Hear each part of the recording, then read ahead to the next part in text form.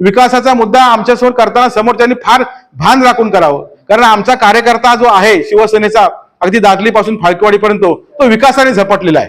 त्याला फक्त विकास बघतो. आमच्या गावामध्ये जर गेला समोरचा जो कोण बोलतोय, तुझ्या गावात जातो त्या गावाच्या सभामंडपात बसतो, तो सभामंडप शिवसेनेने बांधलेला आहे. ज्या गावात पाणी पितो ते पाणी शिवसेनेने आणलेलं आहे. ज्या रस्त्याने जातो तो रस्ता शिवसेनेने आणलेला आहे. त्यामुळे ही सगळी जी कामं आहेत प्रत्येक गावामधली ते आमच्या शिवसेनेच्या माध्यमातून झालेली आहेत.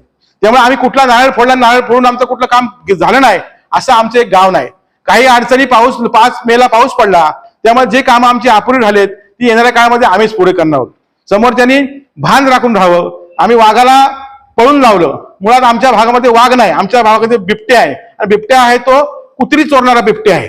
त्यामुळे तो वाघ नाही आहे. त्यामुळे त्यांनी जो पाहिला असेल तो बिबट्या पाहिला असेल. वाघ त्याला अजून बघायचा आहे. वाघाचं दर्शन त्याला झालं नाही. योग्य वेळी आम्ही वाघाचं दर्शन आम्ही त्याला देऊ किंवा घडवू. त्यामुळं आमच्याशी बोलताना, आमच्या पक्षावर टीका करताना भान राखून करावं. भरतशेठ गोगावले साहेबांवरती किंवा विकासशेठ गोगावले साहेबांवर बोलून त्यांना प्रसिद्धी मिळवायची आहे. त्यांना प्रसिद्धी मिळवायची आहे. तो प्रसिद्धी मिळून त्यांच्यावर बोलून प्रसिद्धी मिळून काय त्याचा फायदा तुम्हाला काय होणार नाही. आणि झाला प्रश्न आमच्या जिल्हा परिषद निवडणुकीमध्ये निवडणूक कोणी लढवायची, तर माझं चॅलेंज आहे ओपन की आमच्या कुठल्याही 33 ग्रामपंचायतीपैकी 28 ग्रामपंचायतीचे सरपंच शिवसेनेचे आहेत.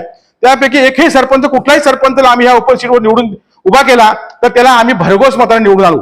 विकासशेठ गोगावलेंची कुठली या जिल्हा परिषदमध्ये कुठली वावडी उठवली जाते पूर्णपणे चुकीची आहे. तर आमच्याकडे जे शिवसैनिक आहेत ते निष्ठावंत शिवसैनिक आहेत. पैशाने विकलेले जाणार नाहीत. ज्यांना पैशाचा माज आलाय ते पैशाचा माज दाखवण्याचा प्रयत्न करतायत.